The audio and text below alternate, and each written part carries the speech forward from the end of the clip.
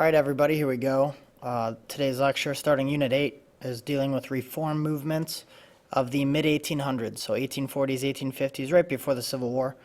The big idea here, we're in Chapter 14, Section 3, sorry.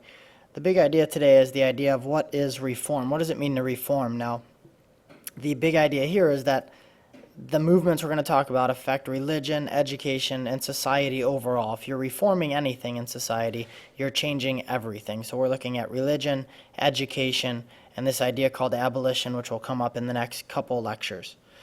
If you look, the main ideas, we're going off of what we learned a couple months ago, the Second Great Awakening, which is the First Great Awakening was a religious movement. Now you have a second one, which sparks interest in religion. You have people talking about quitting drinking or quitting alcohol altogether, called temperance. You have a push to make education better for all kids, and you have a push towards making African Americans more equal in society. The first main idea is about the Second Great Awakening, which is this big kick back into religion. And again, it's kicking into that idea that in America you have freedom of religion, and you have a Christian renewal movement starting in the 1790s and early 1800s, which keeps going back. It goes through New York, the frontier regions, the backcountry, and then spreads up into New England, where it's met with some kind of harsh critiques, and then down into the South with slavery and everything else on the plantations. One of the leaders, actually two guys that kind of go back and forth, is Charles Grandison Finney.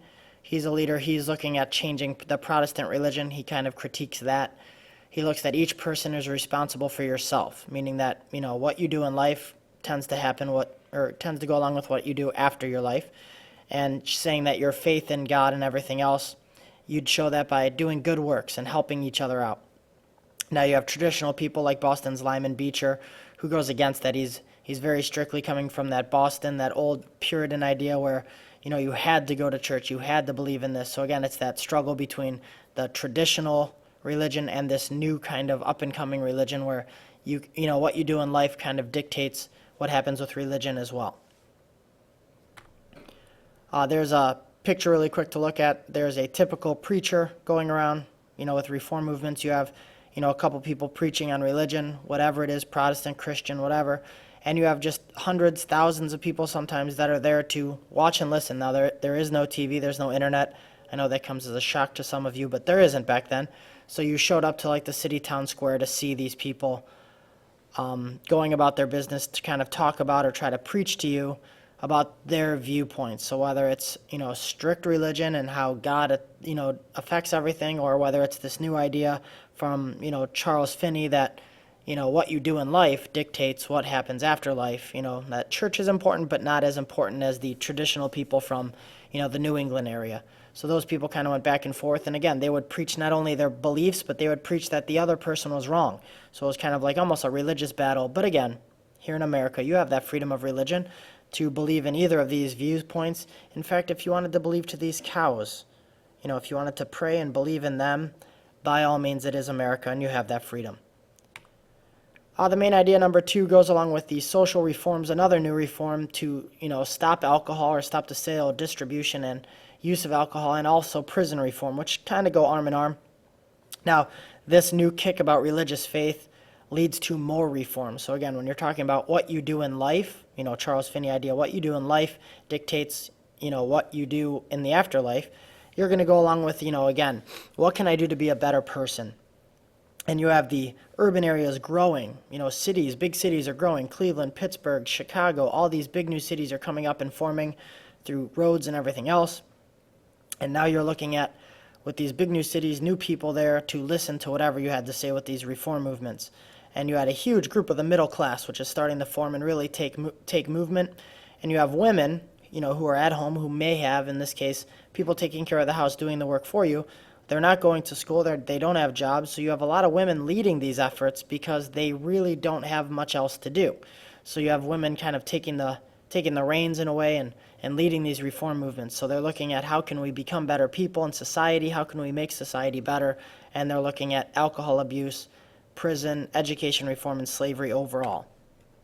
The different reform movements, starting with one is the temperance movement.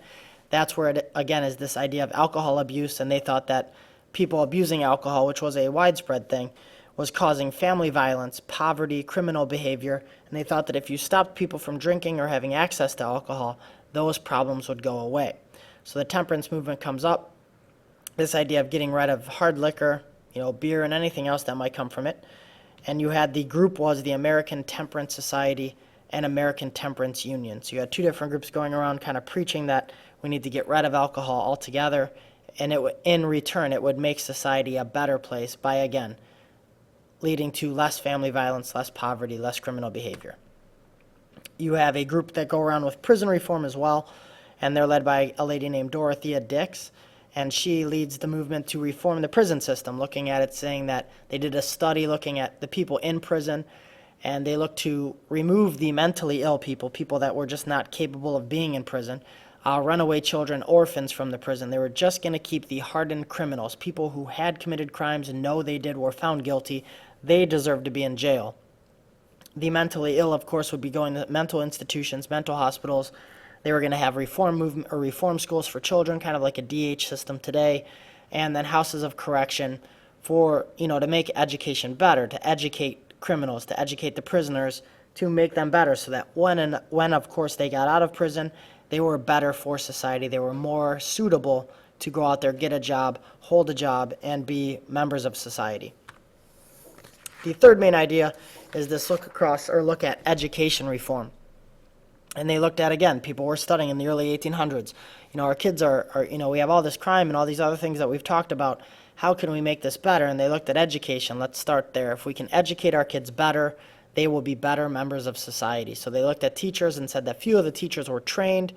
The schoolhouses they were going to were small, had one room for all students. Imagine Ridge, where instead of just having one room for all kids, that's unrealistic. But imagine maybe even like for a shelter in place, having everyone in the gym, having all those students in the gym with, a couple teachers would be difficult to teach to all kids' needs. You would be teaching huge groups of kids. And again, you could think of all the different problems that would be going on having 400 or 500 kids in that gym with a few teachers trying to teach to every student's needs.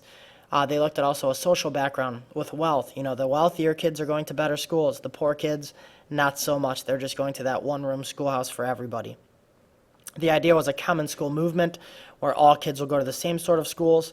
They're taught in a common place, regardless of rich or poor. You're going to the same place. And their leader was a man named Horace Mann. He was a leader in that movement. He came out of Massachusetts. He eventually becomes their first Secretary of Education. And his ideas, which led to better schools for everybody, were the idea to double the school budget, give schools more money, raise teacher salaries, make kids go to school longer during the school year, and to begin the first school for teacher training, to teach teachers or to educate teachers to teach to more different learning styles and to teach to all kids, to come up with different things to do for students, kind of like we are with our idea right now of flipping the classroom. More educational reforms were the idea that opportunities for women came up. You have a Catherine Beecher, a lady who starts an all-women academy, and all places where women could go to get educated now. It was no longer frowned upon for women to get an education. You have women's colleges opening, the first being in 1821. They still don't have the right to vote, which is something that women will try to get later in this chapter, but they won't get that for over 100 years. You have the educational reform that's also helping students with special needs, students who are blind or deaf, and you have the gentleman on the bottom who opens a school for the hearing impaired. School for the blind opens up. So you have all these different opportunities for kids who previously just were being homeschooled, if anything, or just stuck at home. The last main idea for today is the idea of the Northerners, who don't allow slavery in most cases, but the Northern African American communities are starting to look at reform movements as well. It's kind of like this snowball effect of when one reform movement comes, everybody starts thinking we can do that as well.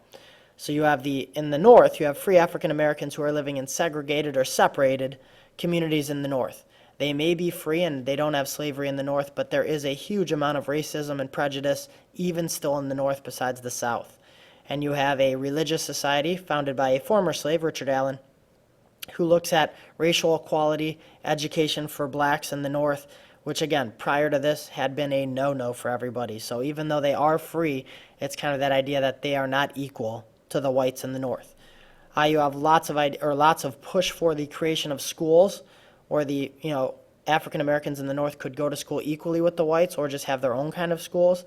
You have major cities like New York, Philadelphia, and Boston opening elementary schools for African American children so that they could go to and have an equal share or an equal shake at, the American dream. And you had some few colleges, very few, but at least it's a start, few colleges accepting African Americans. The idea that in the South, though, whereas the North is trying to change laws, but it again is a slow process to start.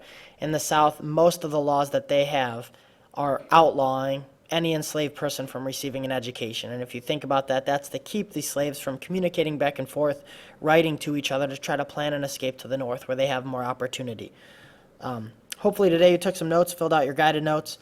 Be ready for your little common classroom formative assessment at the end of class with the substitute.